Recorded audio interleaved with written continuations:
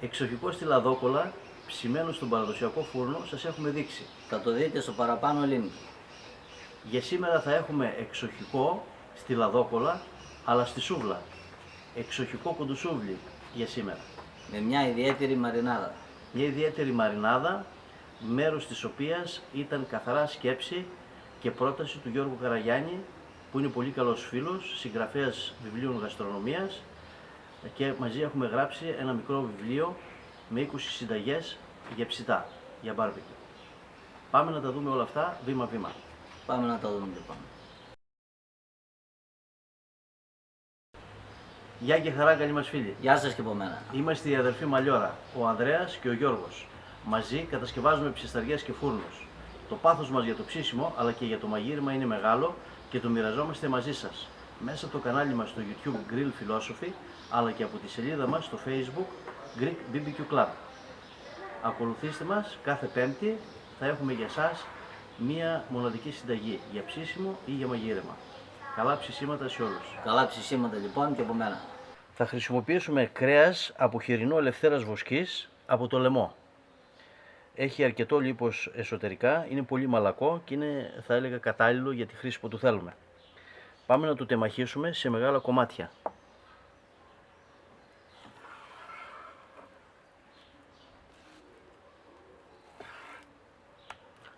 Αυτά τα κομμάτια είναι κατάλληλα για τη δουλειά που το θέλουμε.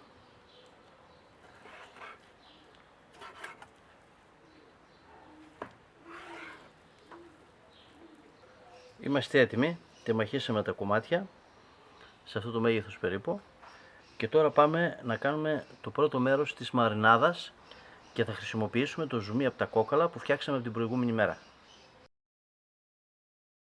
Και τώρα θα σας δείξω τι θα κάνετε με αυτά τα λίγα κόκαλα που έχουν περισσέψει ξεκοκαλίζοντας το λαιμό. Θα το πασπαλίσουμε με καπνιστή πάπρικα.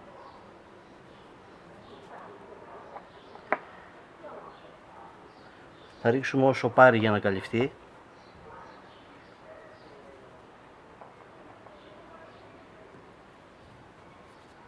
Και από τις δύο πλευρές.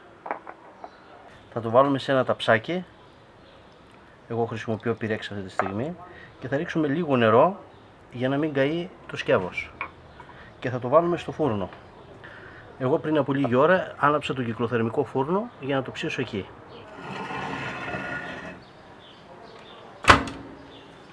Με θερμοκρασία περίπου 180 βαθμούς βάζουμε το σκεύος μέσα και το αφήνουμε να ψηθεί σιγά. Καμιά ωρίτσα θα χρειαστεί περίπου, ίσα να πάρει χρώμα και να δώσει το έντονο άρωμα η καπνιστή πάπρικα στο κρέας.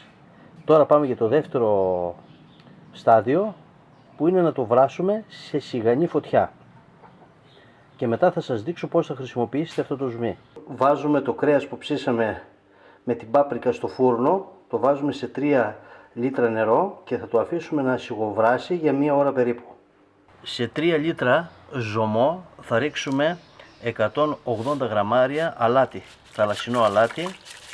Εμείς χρησιμοποιούμε αλάτι βράχων, μπορείτε να χρησιμοποιήσετε ανθό αλατιού ή χονδρό αλάτι. Ανακατέψτε για να διαλυθεί το αλάτι καλά. Αφού διαλυθεί καλά το αλάτι στο νερό, τότε προσθέστε το κρέας.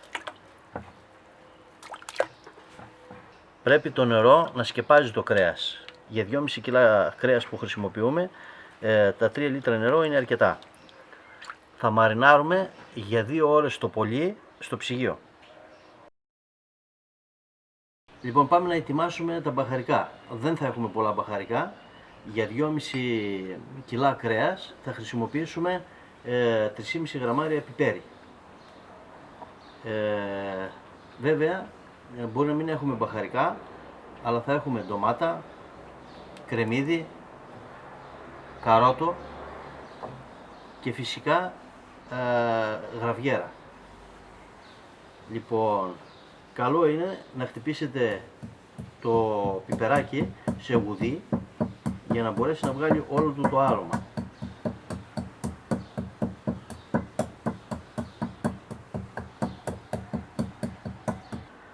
Εκτός από το πιπέρι θα χρησιμοποιήσουμε και 2,5 κουταλάκια του γλυκού θυμάρι.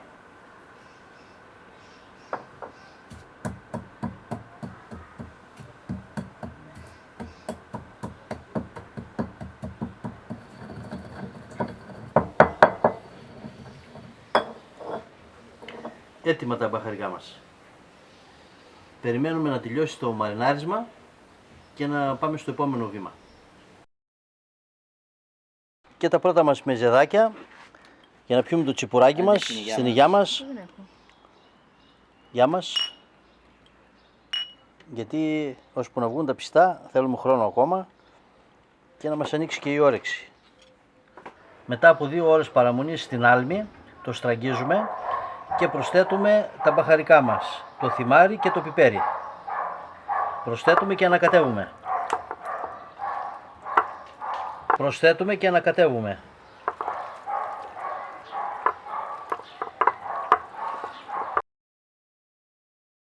Πριν ασχοληθούμε με την προετοιμασία και το σούβλισμα του εξοχικού, καλό είναι να ανάψουμε πρώτα τα κάρβουνα. Σήμερα θα δοκιμάσω την μπρικέτα που είχα δοκιμάσει και άλλη φορά σε διάφορα μεγέθη. Ένα πάρα πολύ μικρό που είναι καλό, φαντάζομαι, χρήσιμο όταν θα ψήνουμε κάτι για γρήγορο. Ένα άλλο μέγεθος λίγο μεγαλύτερο. Θα δούμε και την πορεία του ανάματος πώς θα είναι και φυσικά πώς ανάβουν με τον δικό μας τρόπο. Λοιπόν, πάμε για το σούβλισμα. Ξεκινάμε σουβλίζοντας ένα κομμάτι κρέατος, στη συνέχεια μία ντομάτα που την έχουμε κόψει σε χοντρή ροδέλα, συνεχίζουμε με κρέας, κρεμμύδι και μετά με κρέας. Θα κάνουμε εξοχικό στη σούβλα σε μερίδες. Τώρα θα προχωρήσουμε στο δεύτερο στάδιο που είναι το τύλιγμα και θα προσθέσουμε και κάτι ακόμα. Περνάμε τα κομμάτια του κρέατος και της ντομάτας και του κρεμμυδιού κατά αυτόν τον τρόπο που βλέπετε. Θα προσθέσουμε 3 κομματάκια κομμένα σε κύβους γραβιέρα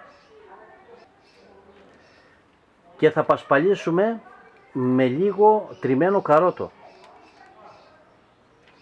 Και θα τυλίξουμε με τη λαδόκολλα στην αντίθετη φορά από αυτή που γυρίζει η σούβλα, για να μην μας βγαίνουν τα υγρά έξω. Τυλίγουμε σφιχτά και δένουμε στις άκρες με σχοινί. Κατά τον ίδιο τρόπο θα δέσουμε και από την άλλη την πλευρά, δημιουργώντας έτσι ένα ατομικό εξοχικό κοντοσούβλι. Και συνεχίζουμε με όσες μερίδες θέλουμε κατά τον ίδιο τρόπο. Εδώ η μπρικέτα που είναι σε μικρά κομματάκια βλέπουμε ότι έχει ανάψει πιο γρήγορα από όλες. Εδώ είναι λίγο πιο μεγάλα. Πρόκειται για την ίδια μπρικέτα όπως είπα που δοκίμασα την πρώτη φορά. Και εδώ πέρα σε πολύ μεγάλα κομμάτια που θα έλεγα ότι είναι κατάλληλα για να χρησιμοποιηθούν όταν ψήνουμε σε σούβλα. Γιατί θα έχουν μεγαλύτερη διάρκεια λόγω του μεγέθους. Εδώ δίπλα θα ψήσουμε τα σαλατικά μας, καμιά μιλιτζάνα, πιπεριά, μικρά κοντοσούβλια που θα βγουν πιο γρήγορα ώσπου να γίνουν τα άλλα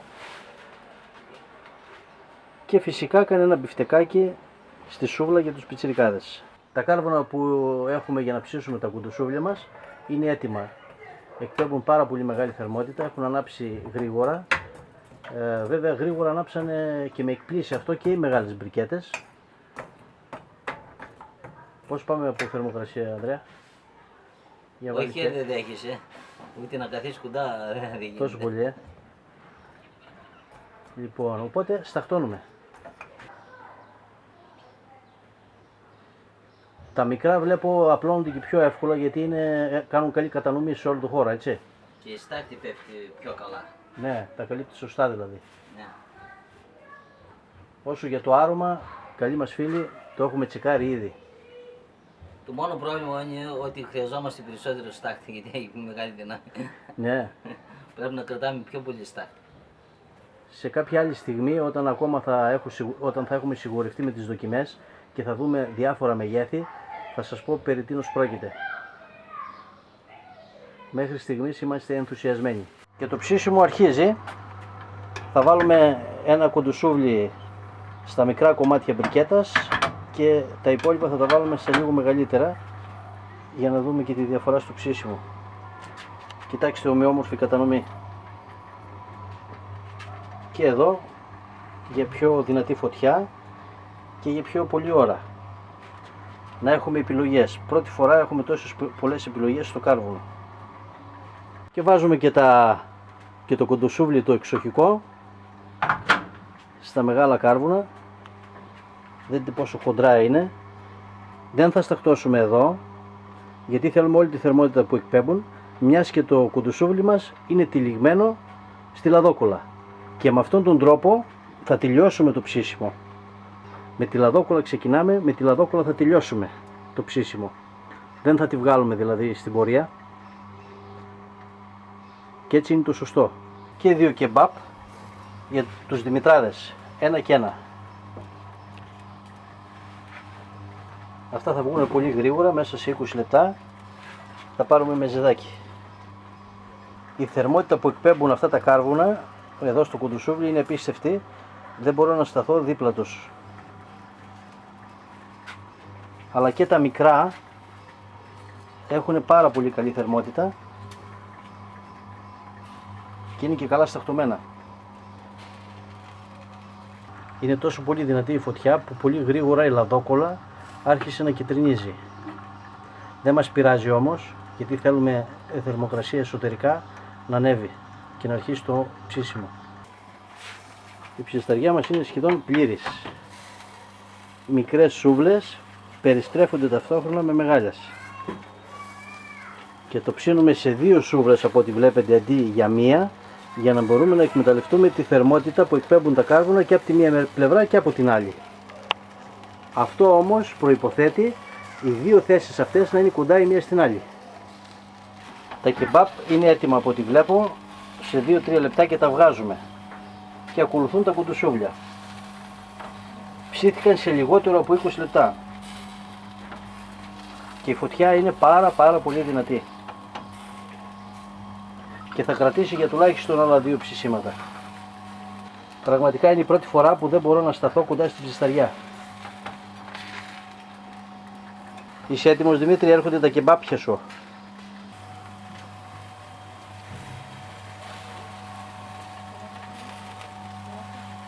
Έτοιμη και η πιπεριά μας η μία για τη σαλάτα μας. Το εξοχικό μας αρχίζει να βράζει μέσα. Ήδη αρχίζουν να βγαίνουν μερικά ζουμιά από τις άκρες. Αυτό είναι επιθυμητό και δεν πρέπει να δένουμε πάρα πολύ σφιχτά την άκρη για να μπορεί να εκτονώνεται ο ατμός και το ζουμί που υπάρχει μέσα. Θα μείνει όσο χρειάζεται. Έτοιμα και τα κουντουσούλια, Ανδρέα. Βγάλε τα, τύλιξέ τα. Και αυτό είναι έτοιμο. Μπορεί να βγει. Αφού έχουμε τους μεζέδες μας, τώρα θα περιμένουμε για να μαγειρευτεί και να ψηθεί σιγά σιγά το εξοχικό κοντοσούβλι. Το ψήσιμο προχωράει, εμείς τελειώσαμε με τα μικρά και αφήσαμε απλά τα κάρβουνα για να ελέγχουμε μέχρι πόση ώρα θα έχουν δύναμη για να μπορούν να ψήσουν. Αυτά τα μικρούλια, παρόλο που δεν τα φαινόταν από την αρχή, έχουν πάρα πολύ δύναμη ακόμα και ψήνει άνετα. Εδώ βέβαια εκπέμπουν πιο μεγάλη θερμότητα. Καλά, εδώ δεν συζητάμε. Νομίζω πως είμαστε έτοιμοι. Έχει περάσει 1,5 ώρα από τότε που άρχισε το ψήσιμο και το καταλαβαίνουμε αυτό όταν αρχίζει η λαδόκολλα και λαδώνει. Είπαμε. Και έχει σταματήσει να βγάζει και υγρά. Πρέπει να το βγάλουμε για να μην το στεγνώσουμε. Το ξεσουβλίζουμε ολόκληρο. Και ήρθε η ώρα της μεγάλης δοκιμής. Αυτό το σερβίρεται στο πιάτο σαν μερίδα και το ανοίγετε από την πάνω μεριά για να μην του φύγουν τα ζουμιά του.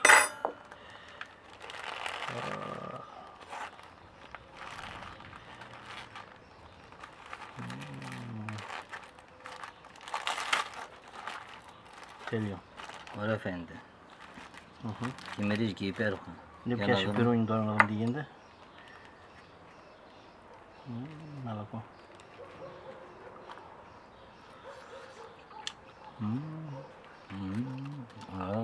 Τέλειο. Γλυκιά γεύση.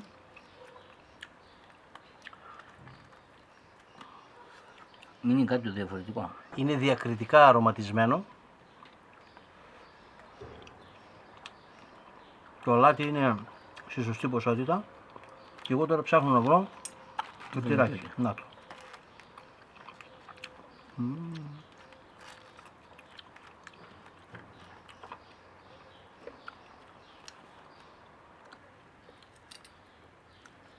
Πολύ μαλακό είναι. Έλειωσε.